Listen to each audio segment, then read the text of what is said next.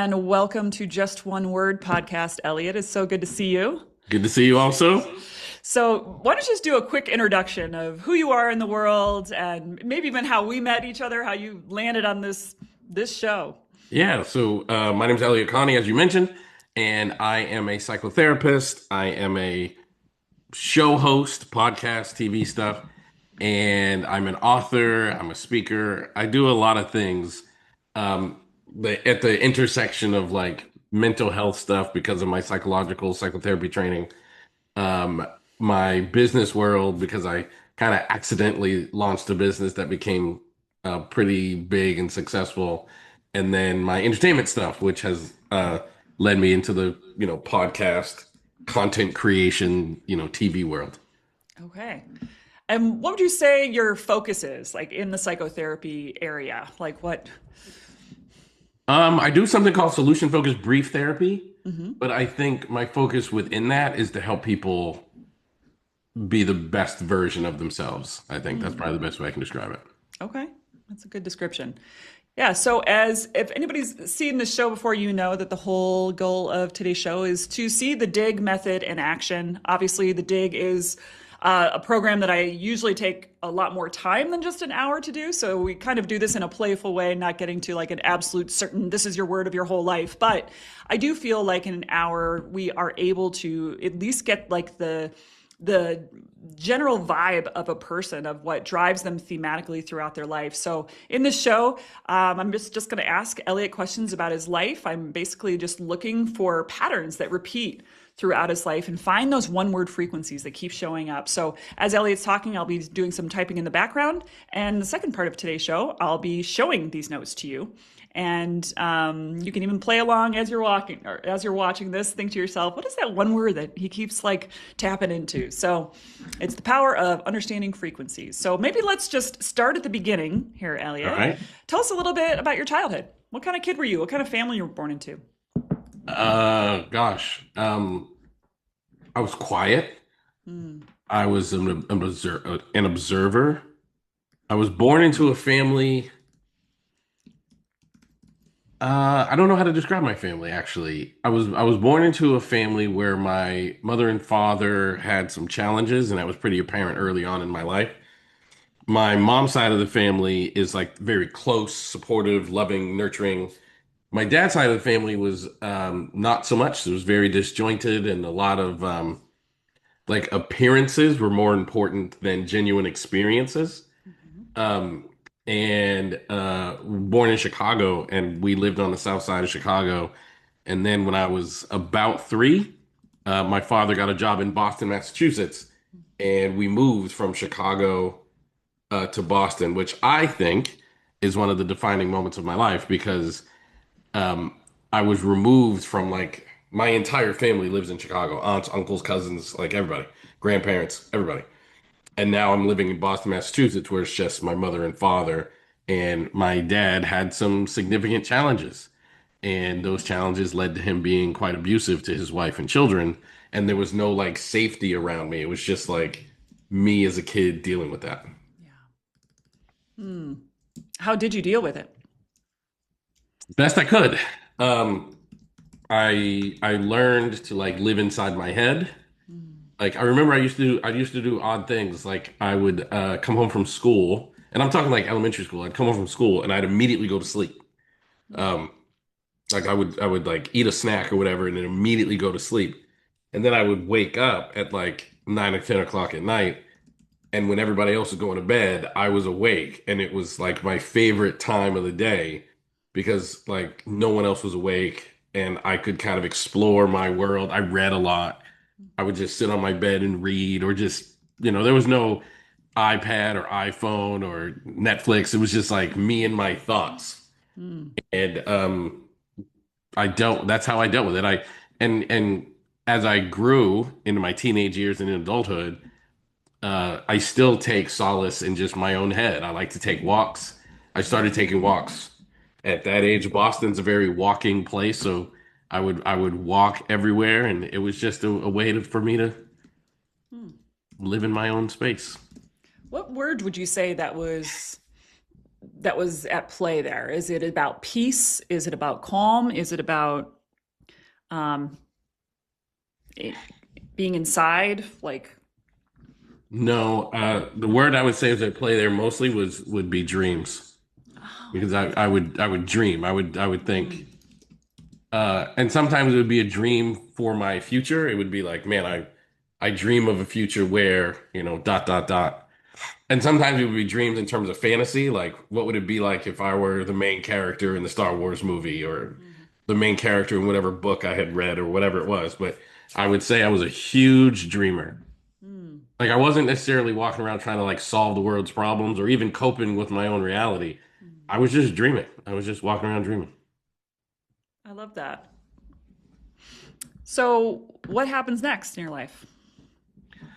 Well, my life goes that way um, the whole time I was living at home, and it got really bad when I was in high school, and that was when I decided I didn't want to live anymore, and I decided I was going to take my life.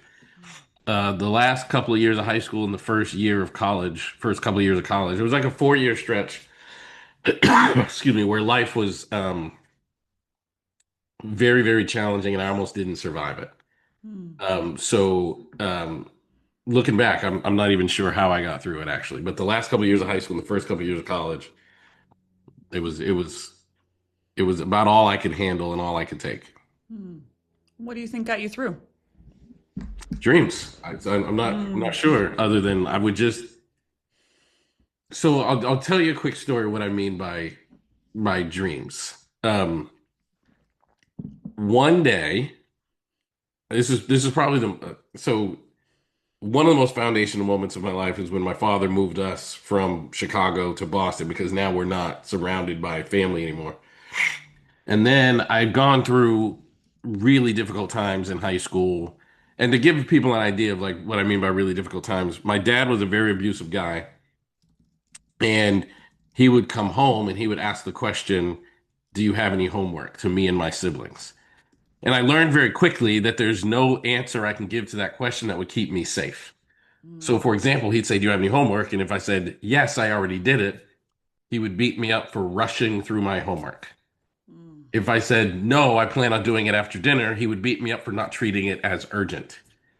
And if I said, "Yes, I'm currently doing it," he would watch over my shoulder. And when I made a mistake, as you inevitably would, he would beat me up for making mistakes and not learning enough when I was in school. So the only answer that I could give to keep myself safe was to lie and say, "I don't have any homework." And I used to set my alarm for 2 in the morning so I could wake up and do my homework so I could have my homework done when I got to school, but my father wouldn't know that I actually had homework. mm, But I wasn't successful at waking up at 2 in the morning every single time. I mean, what 12-year-old can? mm. So very often I'd go to school without my homework, and my grades would reflect that. And it was just a torturous cycle that I couldn't figure my way out of. Mm. Because I was very good at baseball, I went to college to play sports. Mm. And my mom had a very serious mental health issue. And as a result of that issue, we moved from Massachusetts to Texas. Like my younger brother was still in high school. My mother moved to Texas. My younger brother went with her to finish high school, and I transferred schools from a school in Massachusetts to a school in Texas. And I was pretty solidly convinced that I was going to take my life. And one day I was laying in my dorm room taking a nap, and I started having this thought of like what my funeral would look like. And I thought of like, who would give the eulogy, and I thought of my friends, going up to the front of the church and giving a talk or saying a thing or whatever. And in my head, like every person would say something about me. Like, I didn't know Elliott was so troubled. I didn't know Elliott was so sad. I didn't know Elliott was so depressed. And for whatever reason, that thought, I couldn't live with that thought. Mm. It bothered me that they would be behind the podium talking about me when I wanted them to go up to the podium and talk about my dad. Like, I wanted them to say, Elliott's dad was a big jerk. We're all here because Elliott's dad was an asshole. Like, that's what I wanted them to say. But in my head, they were all talking about me. And for whatever reason, I found that unacceptable. Like if I'm gonna die, I want everybody to know why I'm dying. Mm. Um, so in that moment, I decided that I'm going to live long enough to be able to tell the story. It wasn't so much like I'm gonna live. I was just like, I'm not gonna die until everyone knows the truth. Mm. And in that statement was the decision to live. Mm. Wow. So truth was almost like a life force for you. Yeah, yeah. I could not handle being blamed for my death when Mm. at least from my, 19-year-old perspective, it was him. It was that guy. Mm. Mm. Yeah. I just want to take a quick segue here and just say I'm so glad you're here. Thank you. Me too. The work that you have done in the world, we haven't even gotten to that part yet. Maybe we can shift into that, but has been so incredibly important. And Thank you. I can't even imagine the amount of people that have probably had those similar days that you had and similar thoughts and similar plans even Yeah, that no, you I knew how I was gonna die. I knew Mhm. like for example, like people always talk about like suicide and I was so sad I could like there's a Chipotle in Massachusetts Mhm. that used to be a Taco Bell in that same spot. And I can remember driving past it when it was under construction, knowing that I'm going to die and I'm not going to see that Taco Bell be built. Wow. Like I remember driving by knowing I will not live long enough to see that Taco Bell be built. Mm. And I can remember like when I survived and to this day when I go back to Massachusetts, I go to that Taco Bell slash Chipotle now and order something, anything. Sometimes I just get a glass of water, but I go there every single time because I remember being a teenager thinking I will not live to see this place be built. Mm. So I think it was just a huge thing for me to be like, if I'm gonna die, I need to die behind the truth. And to this day, if you hang around me, you'll hear me use the word surreal a lot. Like I just think life is surreal Mm. because that was 30 years ago, and I still experience life as like this thing that I almost didn't have. Mm. I think it's so interesting how the two things that have grounded you like into this life, into this body, right, has been dreams and truth. Sure. Like which some might say are two opposite things, right? Something that hasn't happened yet and something that's true right now. Yeah, but I would not say that. What would you say? I'd say you can't have one without the other. Mm. I think a life where you're not dreaming is not actually life. Mm. Um, and I don't think you can create a future without being brave enough to dream about a future that has not yet been realized. But if you can't dream about it, then you can't live in it. Mm-hmm. And there were days where my dream was like to make it to Tuesday. You know what I mean? Like there were days where that was my dream. I literally I would look in the so again, I'm gonna date myself a bit because this is all happening in the late 90s. But back then, when you were in college, in the like lobby of our dorm, they used to put the menu on what there was gonna be eaten for the week or month. I don't remember, but there would be like a paper menu on the wall in the lobby of our dorm building. And I used to go look at that. And like today, as you and I recording this, it's Thursday. So I'd go look at that and it would be like pizza on Tuesday. And then I'd be like, mate, I gotta make it to Tuesday because I want pizza.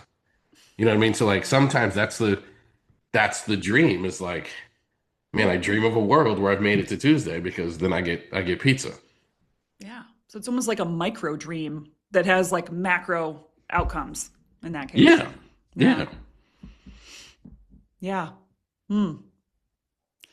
Well, so how does, well, actually, before we go into the next part of your story, especially you being such a highly trained psychotherapist, what do you say to someone who maybe even is watching this right now who is experiencing those kinds of thoughts or feelings or making those kinds of plans? Like, what do you have to offer them? I don't know. Actually, I would, and maybe this will segue us into why I became a psychotherapist, but, or more specifically, why I became a psychotherapist, the kind of psychotherapist I became. I don't know what I would say to them, except I would say, um, find any opportunity to have hope you could possibly have. Mm, Like I went to graduate school because I wanted to help people. Because I had the life I had up until that point. I wanted to spend my life helping people. mm, I had met a professor. Her name is Dr. Marilyn Pugh, and she was like, I don't know. She was the first person to look at me and see something good. mm, And she would always say to me like, you're really good with people. You could really help people. You should become a therapist. And I had no idea what a therapist was. But it got me thinking like, if I could spend the rest of my life helping people that were in destitute situations like I was, like that would be a cool way to spend my life. Um, so I went to graduate school knowing the power of a hoped for yet unrealized future. mm, And as a psychotherapist, there's a book that we all are familiar with called the Diagnostic Statistical Manual, the DSM. And we use that book to diagnose people. And I had a professor who made us read that book. It's like 900 and, 90 pages, almost 1,000 pages. And we had to read that book. And I was really excited. I'm like, oh, great. Every psychotherapist needs to know this book. And we're going to use this book to diagnose people's problems. So I read that book, and literally, in almost 1,000 pages in that book, that every psychotherapist has to learn, the word hope does not appear. mm, The word hopeless does, but the word hope does not appear. mm, Now, I'm someone whose life had literally been saved by my ability to remain hopeful while things were pretty difficult.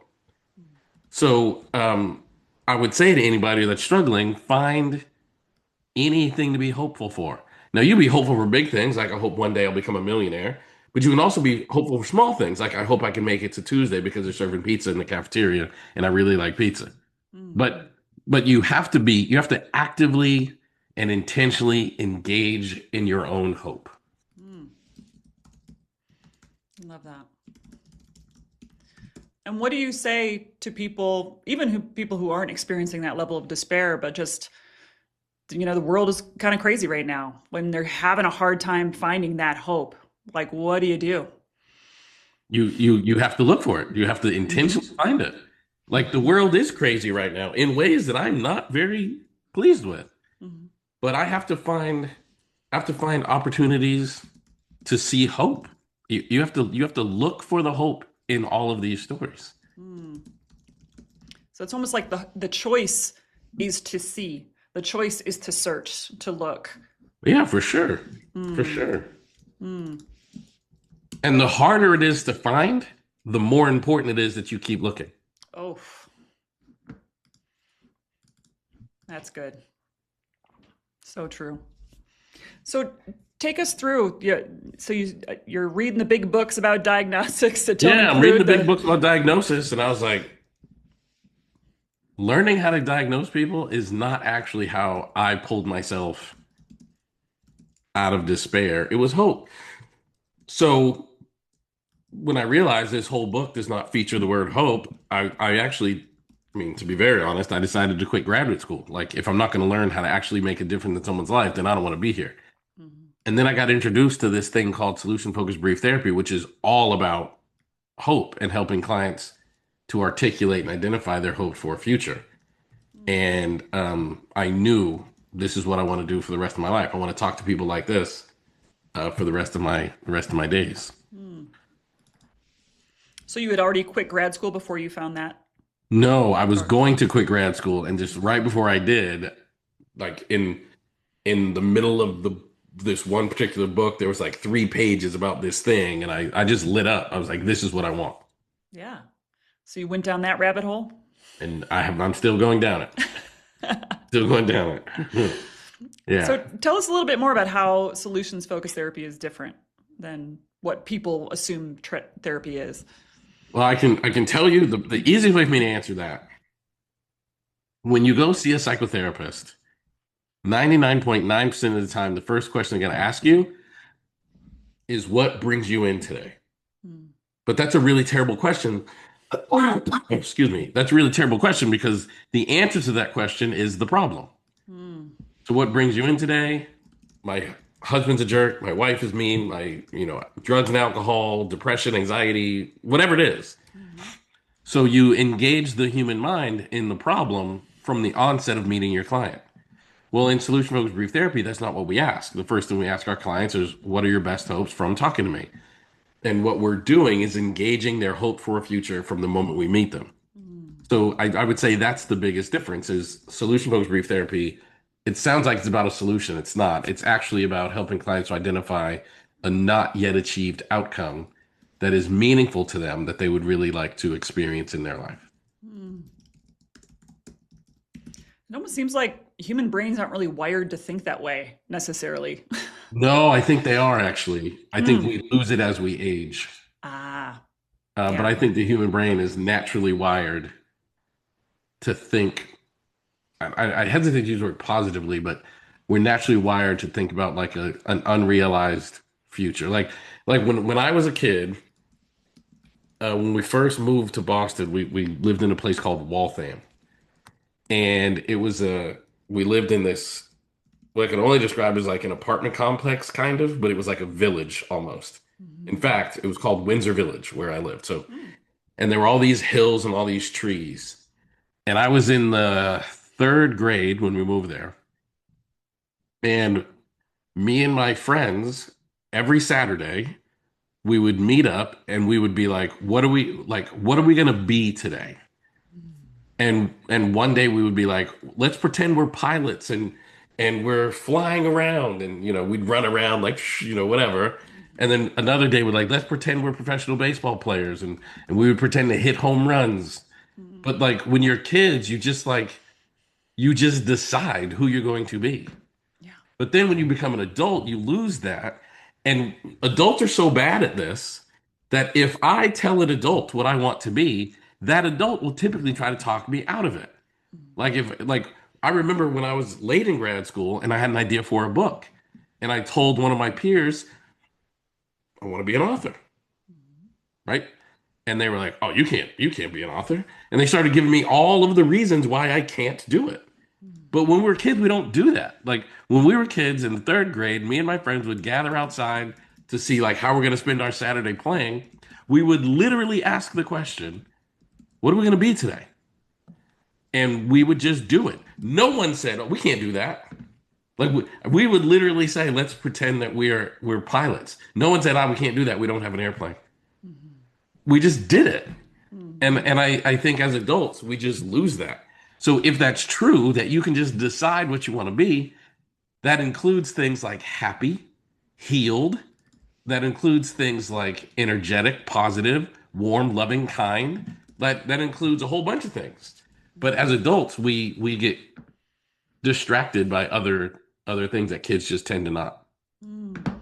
Why do you think that happens? Is it like a protection thing or? Um, I think it happens because as adults, we think other things matter that don't. Mm. We get distracted by how big your house is, how nice your car is, how good your clothes are, how expensive the watch is. Mm. We get distracted by things that kids spend literally zero time thinking about. Mm. Well, it all takes energy to think about, right? And to put your, Right. And kids yeah, don't care. Like kids don't care at all. They yeah. just want to enjoy the day. And as Mm. adults, we start caring about stuff. We fear rejection. We fear judgment. Mm. But as adults, we should remember who we were as kids. And who we were as kids were decision makers. You literally woke up every day. Who am I going to be today? And that was an exciting thing to answer. So is a big part of your practice getting people back to that place? Yeah, I hope so. But a big part of my practice is removing dumbass adult thinking. That's a big part of like get rid of those ridiculous distractions. I hope you've trademarked that or something. Maybe.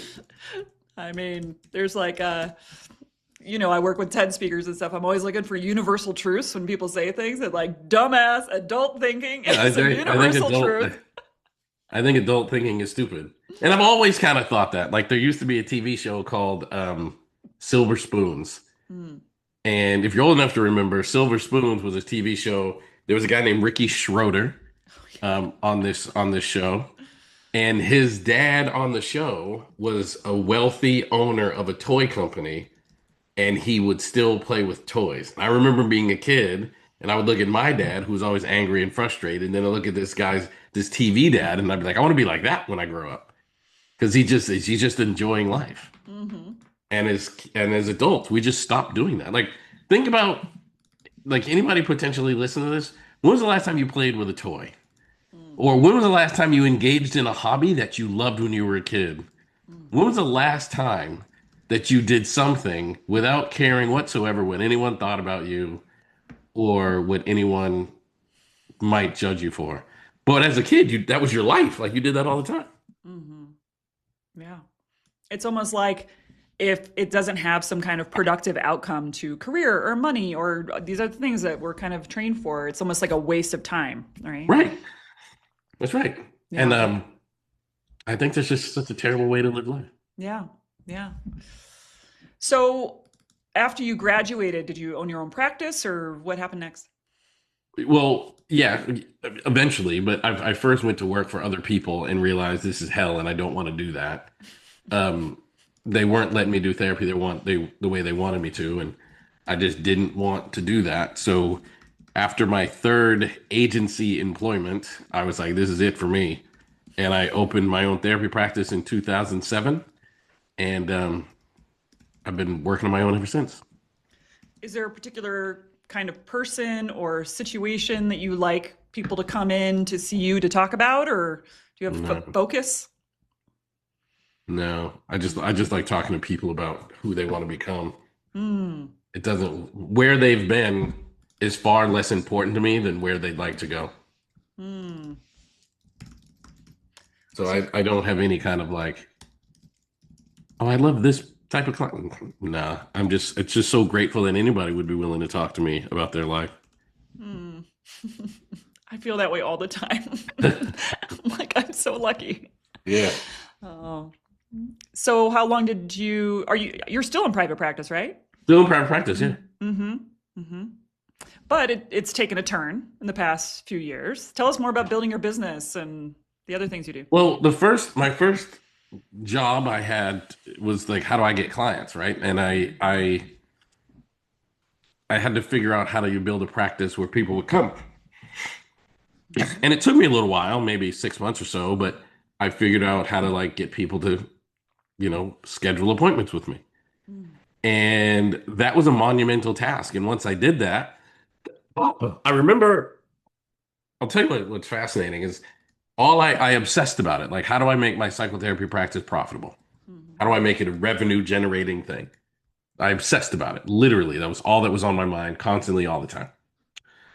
And when I achieved it, I remember feeling unsatisfied. Like, I remember feeling like, so here I am. I see enough clients a week that I could, live off of this. Mhm. And I don't feel satisfied. It was like, what I had to figure out, like, what's the next thing? So I wrote a book. Um, my first book came out in 2009. It was like, that was the next thing. And it felt unsatisfying. So it's like, so what's the next thing? Well, I started speaking at conferences, and that was in 2010. And it was like, so what's the next thing? And then I built a business where we started doing training online. And that was really hard, very hard. But when I got to the point where we were generating seven figures worth of revenue, I was like, what's the next thing? And then somebody in Hollywood sent me an email saying, we want to make a TV show about your life, which is now morphed into two TV shows. But there's always been this constant, like, what I thought would be the satisfying moment was actually just like one mountain peak that just gave me another vision onto another mountain that I had to go climb. Mm. So you almost saw the dissatisfaction as there must be something more versus this just must be it. Like the Oh, dream for kicked sure. in. Yeah. Yeah, there must be something more. I never saw the lack of satisfaction as like, oh, I guess this is it. It was always like, no, there's got to be more to this. Yeah. Do you think there's ever an end to that? Like, is there No, ever? I hope not. I hope not. Um, I hope there's never an end to it. Yeah. You got to keep dreaming. Yeah, if there's an end to it, then I'm not dreaming anymore, and I can't imagine life that I'm not dreaming. Hmm. So right there is one of those things in the dig process. I call it a non-negotiable. When people say things like that, it's Right. just like, you know, that's very important because it's like a neon sign to your truth. Like you're never going to Right. be a person who stops dreaming. So, Yes. If um, I do, I want somebody to hit me over the head with a baseball bat. so can you tell us about these TV shows, or are they still secret? It's still kind of secret, but I'll tell you this.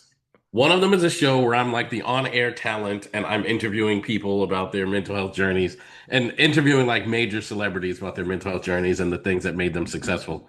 And the other one is a scripted show um, where the main character is loosely based on my life. And they hired a person to play me as an actor, Mm, like Denzel? not Denzel. I thought about this. They asked me in early production meetings, they were like, "Who do you want to play you?" And I was like, "Denzel." Of course. But they were like, "Yeah, he's. We got to get somebody like around your age." I was like, "Damn it!" But they found a guy. Okay. He's literally like the best looking guy I've ever seen in my life, and I'm a cisgendered male who's very confident in his own self. So I can tell you, this is a beautiful man they got to play me, and I'm very happy about it. Well, of course it would be a beautiful man to play you. Yeah, way more beautiful than me. I don't even consider myself beautiful, but this dude is something. You are definitely beautiful. And, I think it's awesome that you are so willing to be so transparent as have like literally your life turned into a show. Yeah, my Like, life turned into a is show. does that feel vulnerable? I mean, No, no. I learned early on when I got my first book contract, and also when I started speaking on stages. You have to decide like how much of your life you're going to share and how much are you not going to share. mm, And I just decided like this is my story. Like of course I'm going to share. It's my story. And I don't know if it makes you uncomfortable or not. It's my story. So like mhm. I'm very transparent. Like this is my story. This is my journey. And my ability to claim my story is directly linked to my ability to heal from my trauma. Mm. Can you say that again and like put some explanation behind it? Because I think that's a very important statement. Well, I think what most people do is they experience a trauma, and that trauma leads to them doing things that they're either ashamed or embarrassed of. Like for me, I experienced a lot of childhood trauma, and it led to me doing things I'm embarrassed of. I learned how to lie because I had to lie in my home to stay safe from my dad, and I eventually learned that taking my life was an option, and was very very severely mentally impaired during those years. I'm not proud of that, but that's the story. Hmm. Now, when you run from your story, you're elongating your trauma. So at some point, I learned if I can own my story, then it no longer causes pain. And if I can own my story, then I can inspire others with it. And if I can inspire others with it, then all of a sudden my pain has a purpose and that doesn't hurt anymore. Mm. Yeah.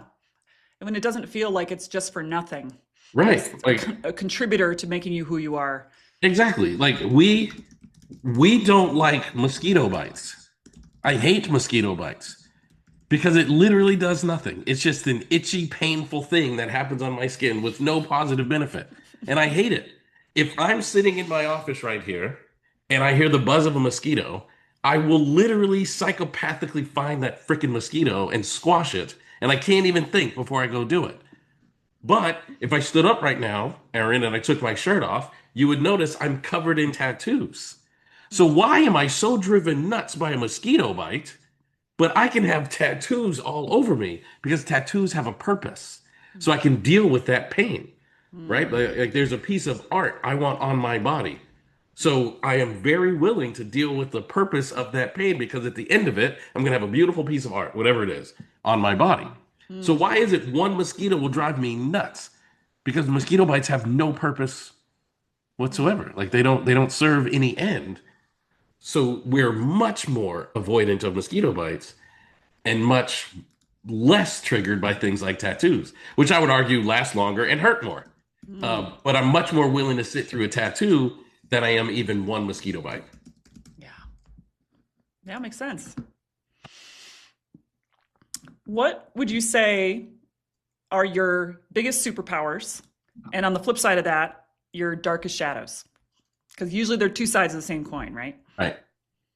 I think my biggest superpower is my ability to focus. Hmm. Um, and specifically to focus on things without caring how other people think of me. But I would also say my darkest shadow is I don't care what people think of me. Hmm. Um, and sometimes you probably should care. Like it'll stop you from doing and or saying certain things. But I really don't. I don't run my life based upon other people's opinions of me. Mm-hmm. And maybe I could do more of that. Yeah. Well, it sounds like it's come in handy for you too, though. I mean, you've shared with me just in our interactions as friends is that there are a lot of people in the world that don't take so kindly to a black therapist being on social media as big as you are. Like, it's just That's true. appalling to me the stuff that you've received. No, it's true. I mean, but think about that. If I didn't receive approval from my dad, and then Mm-hmm. I entered the psychotherapy field and I didn't receive approval for the 7-year-old white crowd that didn't like a black dude showing up wearing sweatsuits and with a little bit of hip hop swag to him. What makes you think I'm going to give a shit what you think of me? I just don't care. I've been trained and conditioned not to Mm-hmm. pursue approval. So what makes you think I'm going to care about your approval? I don't. Mm-hmm. I just spend zero of my time doing that. Yeah. This is my last question. Then I want to shift and show you some of the words that have popped up as we've been talking. What would you say to like your closest friends and family if you're having that just beautiful deathbed moment? You've lived a long, full life, no regrets, loved ones around you. You just have a few minutes left. What words do you want to leave people with or advice? Ooh, I was actually talking to a friend of mine about this recently, so I know exactly. I Mm, would tell them to go fail. mm, mm. That's what I would tell them. I'd say go fail. Yeah. And not just not I don't like what I mean is go try something so hard Mm, and so unlikely to succeed that the most likely outcome of you pursuing that is failure. mm, Because when you do that, two things happen. Number one, you do in fact fail, and you realize through the failure, I learned something, so I can now try again, but this time with more knowledge.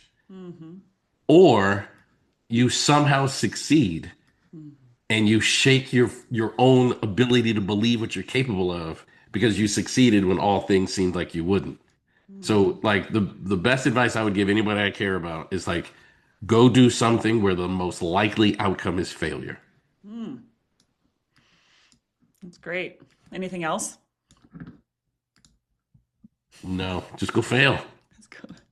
It's kind of liberating, you know? Be like, oh, I can try Well, crazy stuff and the job is not to succeed at this. well, I just think most people, I can't tell you how many people look at my life and they're like, man, I wish I could do the things you're doing or be in the spaces you're in. I'm like, you can. Mm-hmm. You just didn't.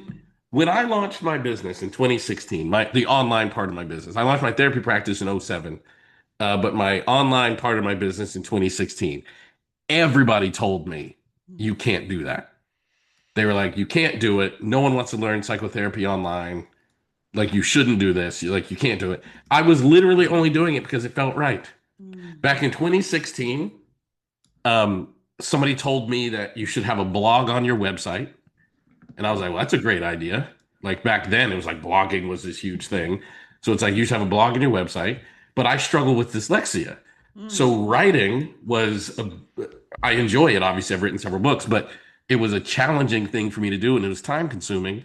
And I made really elementary mistakes whenever I would write. And there was no chat GPT to proofread it for me. So it was just like me and writing. So then the iPhone started having a flat edge. You mm. guys remember the early Yeah, iPhones were curved, that's but right. but the iPhone started having a flat edge. And I looked at my iPhone and I was like, huh. And I realized I could sit it on a flat surface and I could record myself. Just I could put it on Mm, my like there was no like little mini tripods back then. I could just sit my iPhone on a flat surface and record myself. So I started recording myself and uploading those things into YouTube. mhm, And then I started like making course content just for my iPhone being held up on a flat surface. And everyone, was like, you can't and or shouldn't do that. Hmm. Well, 2025 was our sixth consecutive year of seven figures of revenue. Hmm. So, like, the most likely outcome in 2016 when I started doing this was failure. Hmm. Like, how many businesses don't make it out of the first year, and how many businesses ever make it to seven figures of revenue? Um, but I took the risk and the challenge and started doing it. So when people are like, "Oh man, I wish I could travel to the countries you're going to, and I wish I could do the things you're doing," I'm like, "You can. You just have to decide to do it." Going back to what I said about a child, I decided one day I'm going to be an author, and I decided one day I'm going to be a speaker, and I decided one day I'm going to be successful in business. Hmm. That's it. That's just what I'm going to do. And most people, they just don't put themselves in situations because they're afraid of failure, and they don't like the way failure tastes. But I don't like a life that feels safe. I want to feel like I'm risking it all every day. Hmm. Do you have people that you've worked with? I know, obviously, client privilege and everything, but are there stories that you have permission to share of just like someone that you used this method, this who you are, but also the method that you've been trained in and have educated on, like something that just really helped a person, a time that they really were able to become their best self? Yes, but I don't know if I have permission to share them though. Yeah, err on the side of safety, Yeah, but yeah. uh, but yeah. Do you notice that, like, not talking about a specific person, there's like a trend of what you see like after your sessions with people? Yeah, what people do in the week after our first session blows me away. Hmm. Because once they start seeing life through a new lens, Hmm. they're just a whole nother version of themselves. Yeah. Hmm. All right.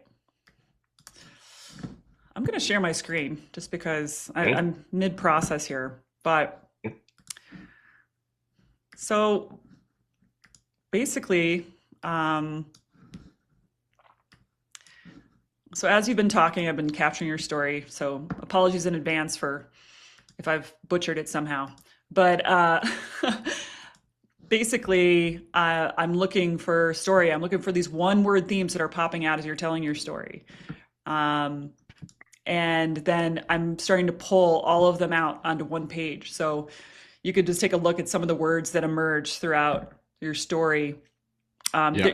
You have a very, um, I would say, like, because everybody's operating system is completely different, completely unique. I have done 1,000 of these, and no one is remotely similar.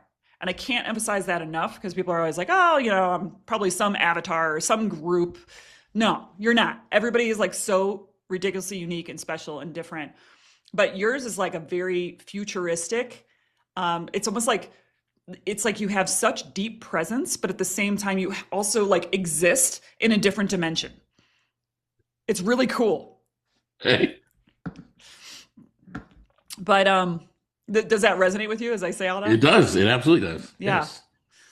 Um, so when I get to this part in the process, I start to just You move these. literally have digital sticky notes. I literally do. I used to only do these in person. And then obviously COVID and we all had to shift, right? Right. But yeah, then I started to see, okay, this is not a limiter.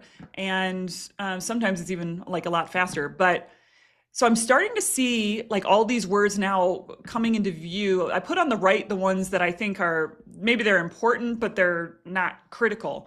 People's operating systems are just like they're critical in the sense that you don't even think about it.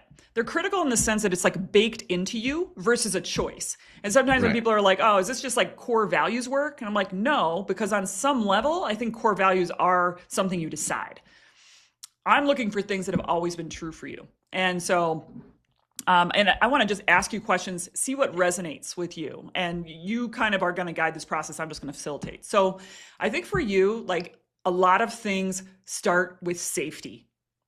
And it's oftentimes like in our story, it's like we're given the thing that teaches us how to be the thing. And so in your case, you were basically just raised without safety. And as a result, you have become this just ridiculously safe person in so many people's lives. Does that feel true? That feels true. Yeah. Even though I hate safety because I like risk a lot. You do. And that's the fun part about these words is that they all have a double expression, right? There's two Right. sides to this coin. So it's like you love safety and you're good at it, but you love risk and you're good at that. So I like risk a but lot.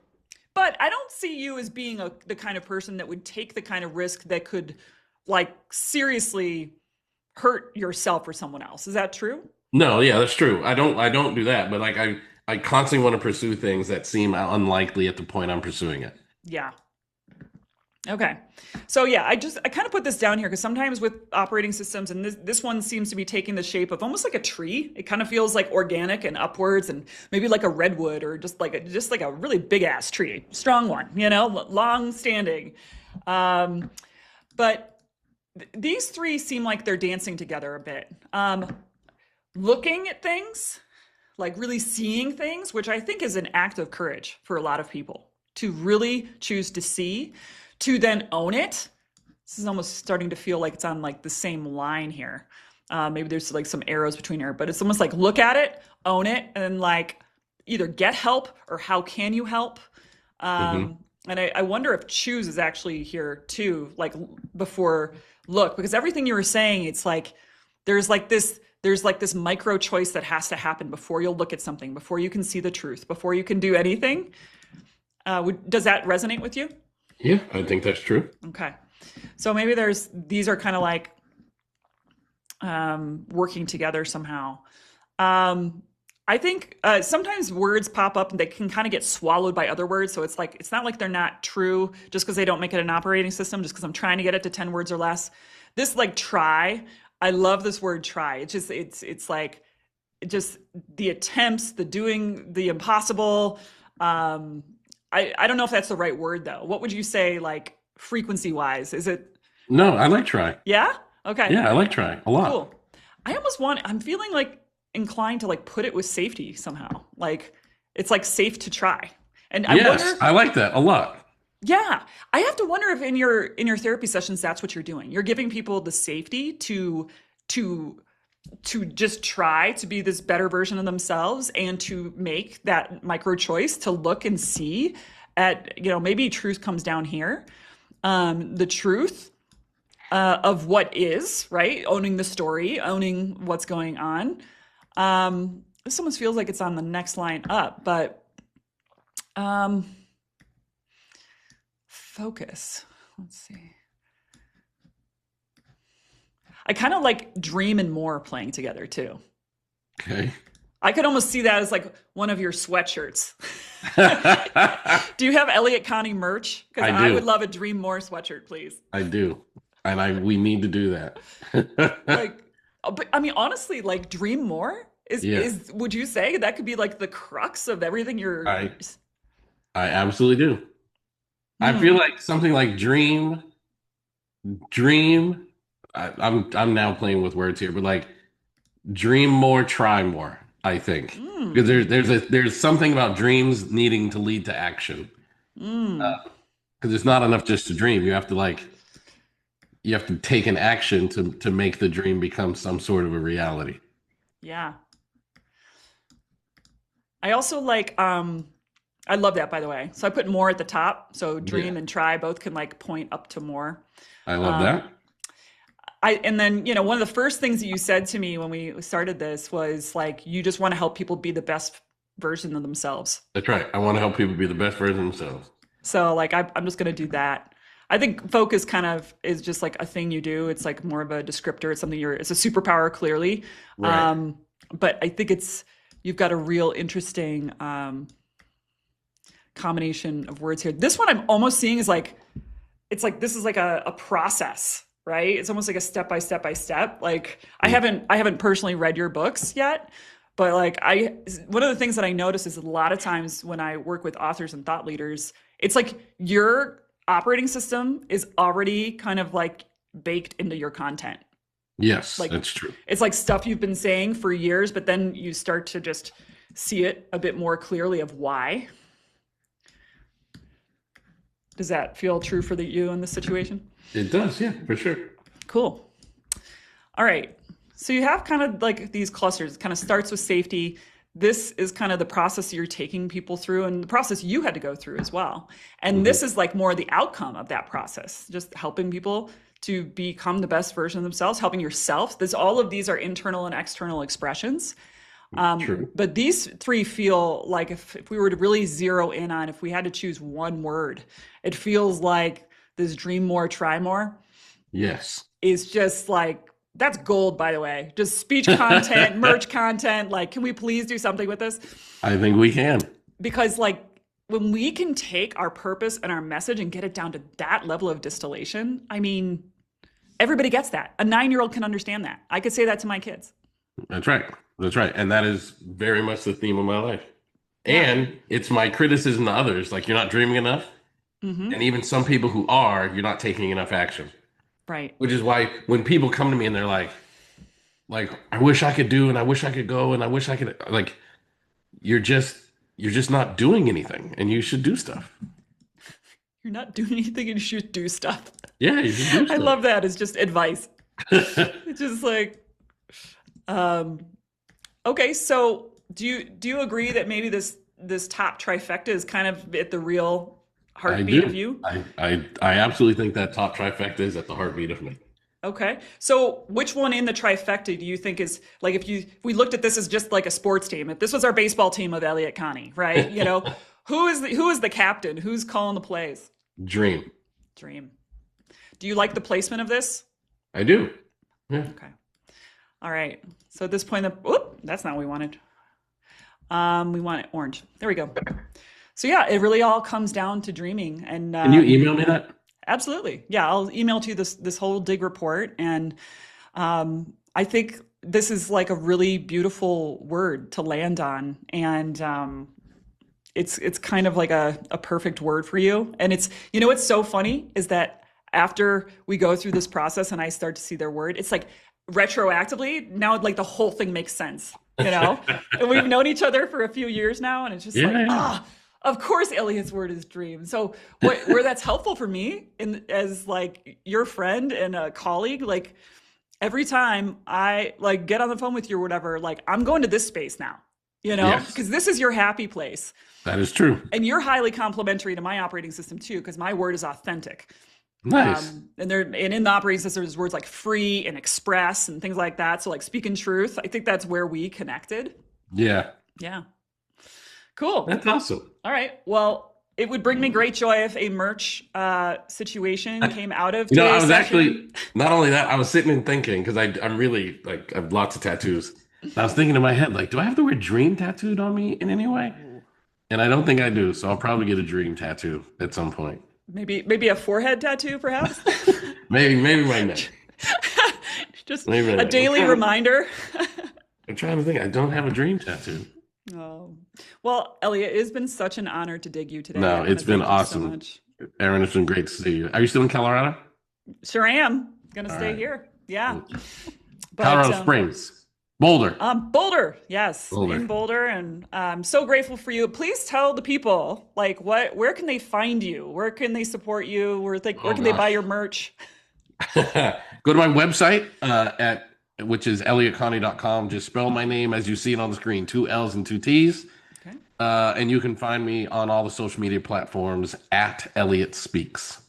Awesome. Well, we will put all of that in the captions, and I just want to thank you so much again for your time. Thank you, Aaron. You're amazing. All right, bye.